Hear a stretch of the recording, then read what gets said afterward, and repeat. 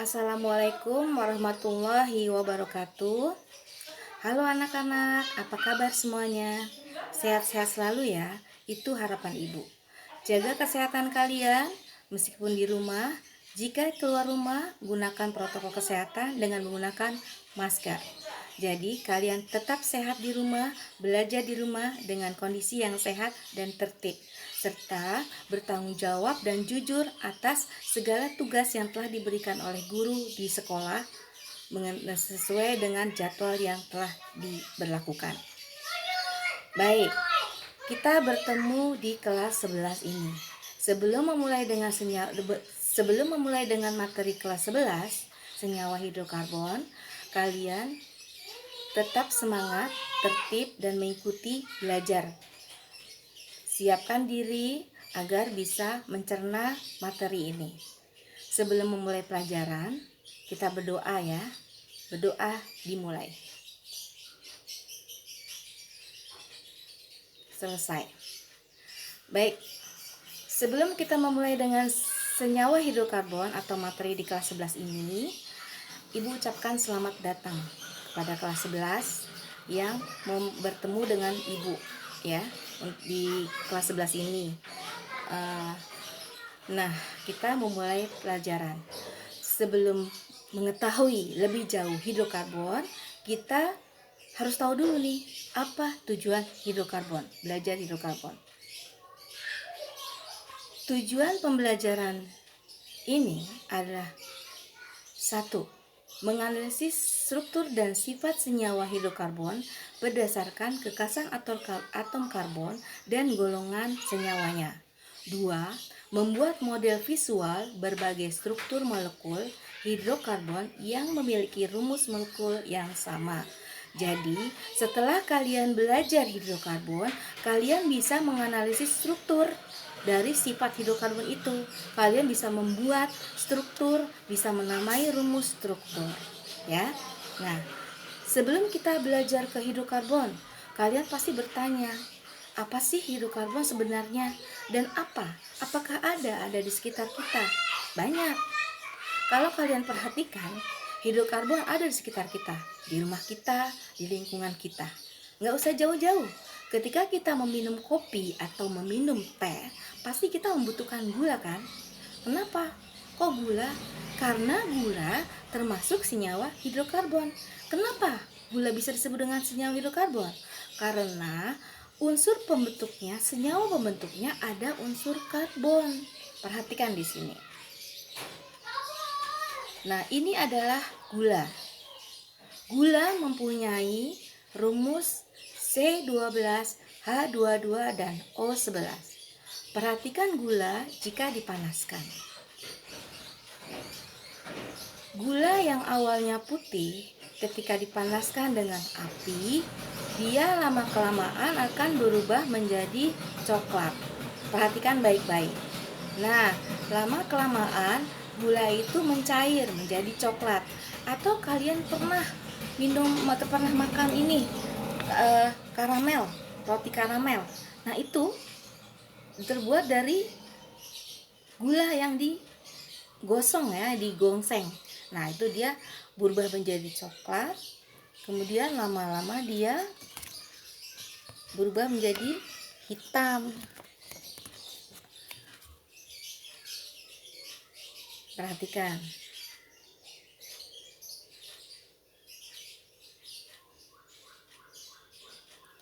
Nah, kalian sudah lihat kan?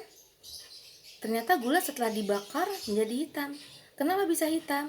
Karena gula itu terdiri dari unsur karbon. Ketika sudah dibakar ini, dia bukan lagi senyawa, tapi unsur karbon. Jadi, unsur karbon itu atau atom karbon itu selalu hitam jika dibakar. Contohnya apa? Selain gula, banyak. Rambut dibakar, kayu dibakar, plastik dibakar. Itu adalah salah satu contoh yang dalamnya menggunakan unsur karbon, atau jika dicoba dibakar dia akan hitam ya.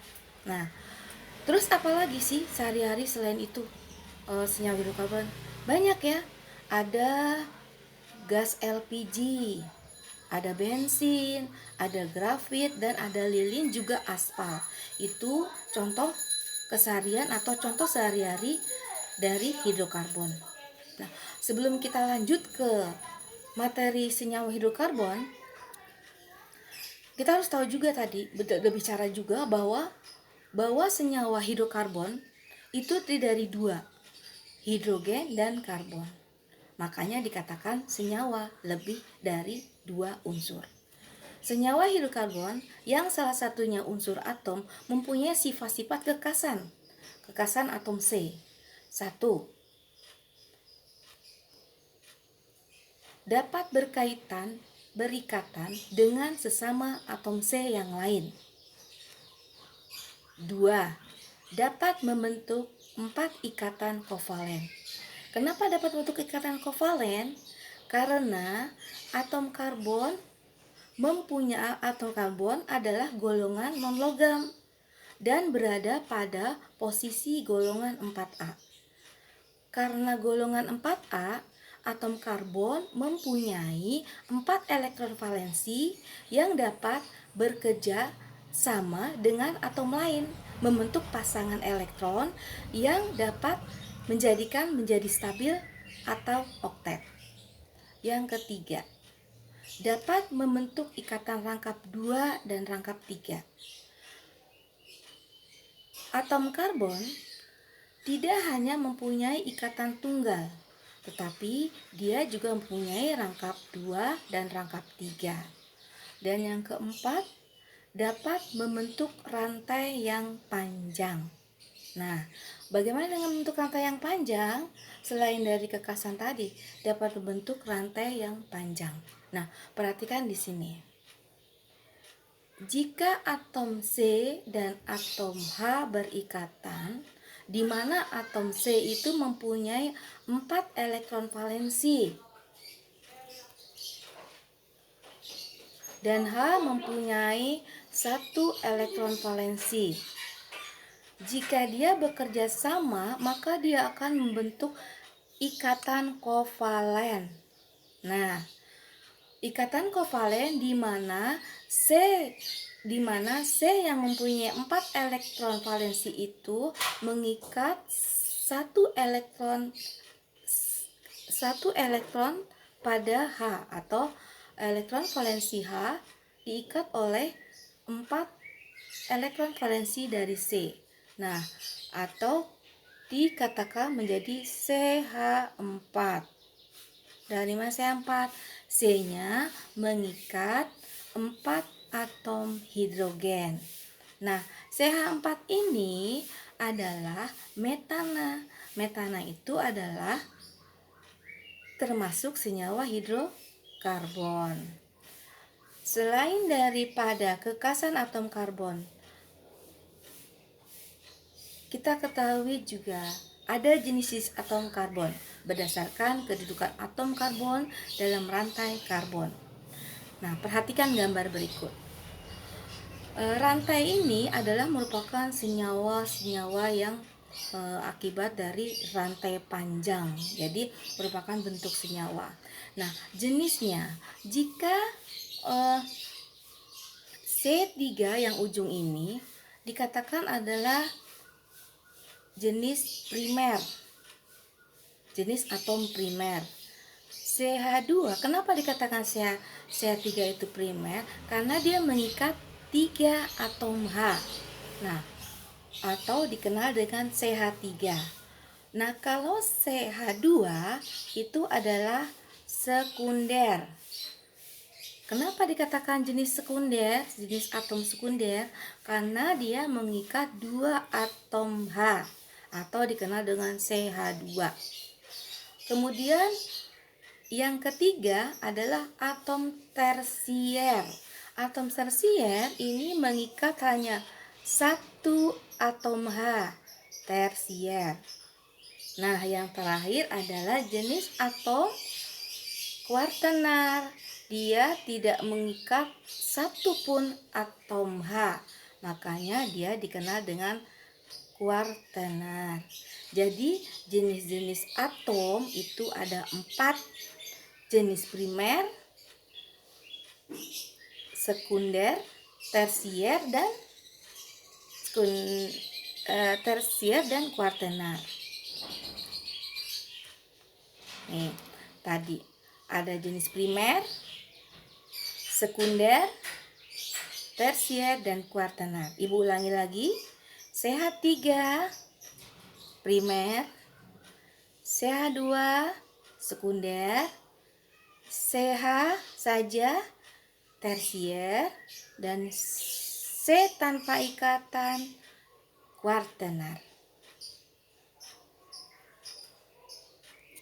Nah, sekarang kita ke hidrokarbon tadi. Nah, kita sudah tahu bahwa hidrokarbon itu terbagi 2, atom hidrogen dan karbon. Ternyata dia dibikin 2 juga, berdasarkan ikatan, dan satu lagi berdasarkan bentuk rantainya. Kalau ikatan jenuh tak jenuh, kalau berdasarkan bentuknya ada 3 rantai. Kita ulas satu-satu berdasarkan bentuk rantainya. Berdasarkan bentuk rantai karbonnya itu ada 3. Satu adalah tadi alifatik. Alifatik, apa yang dikatakan dengan alifatik? Alifatik adalah rantai terbuka yang berupa rantai lurus maupun bercabang dengan ikatan kovalen tunggal maupun rangkap.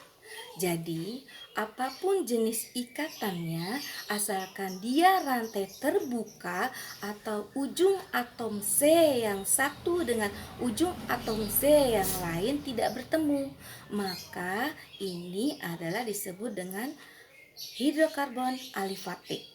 Nih, perhatikan di sini.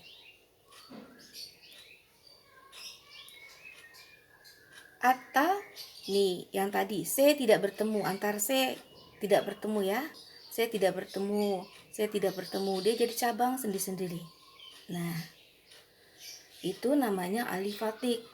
Kalau yang butana disebut ikatan tadi jenuh adalah alkana, kalau butena alkena, sedangkan kalau butuna adalah alkuna, termasuk tidak jenuh.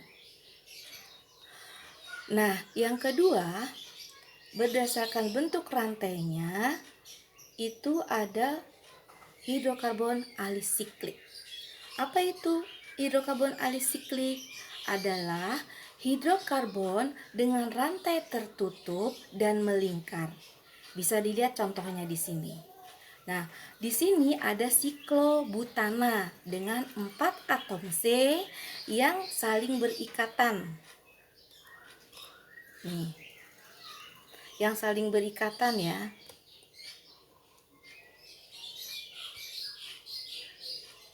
Atom C yang saling berikatan adalah ini contoh dari salah satu alisiklik.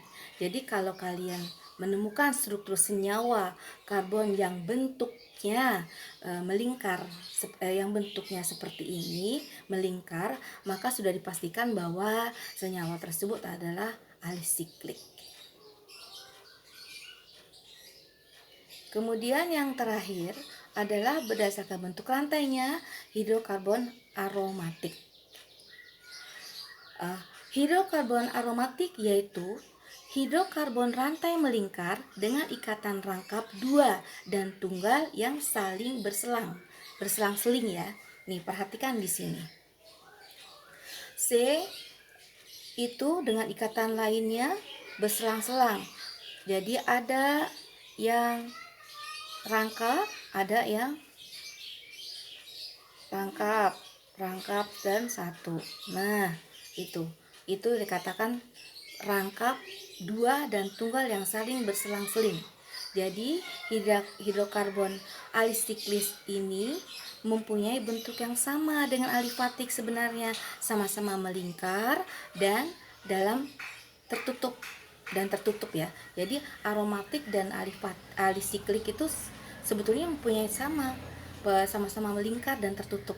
Hanya bedanya kalau aromatik itu mempunyai ikatan rangkap dan tunggal yang saling berselang-seling dalam satu rantai, sedangkan kalau alisiklik adalah hanya ikatan tunggal saja. Nah, di sini lihat contohnya. Ada naftalena, benzena. Nah, perhatikan. Di naftalena ini ada ikatan rangkap 2, ada rangkap 1, ada ikatan 2 dan 1. Nah, kalau di benzena dua semua itu ringkatannya, ya. Nah, demikian materi yang Ibu berikan tentang hidrokarbon. Jika tidak ada yang paham, masih belum paham, bisa bertanya lewat classroom. Kemudian kalian bisa mengerjakan tugas yang ada di classroom sebagai bentuk latihan apakah kalian mengerti atau tidak dengan materi ini. Jadi setelahnya kita berdoa, ucapkan alhamdulillah kita telah belajar materi hidrokarbon dan kita ketemu lagi di pertemuan kedua dengan banyak lagi latihan. Sekarang kalian kerjakan latihan di classroom dan tugasnya kalian kirim juga ke classroom. Terima kasih. Assalamualaikum warahmatullahi wabarakatuh.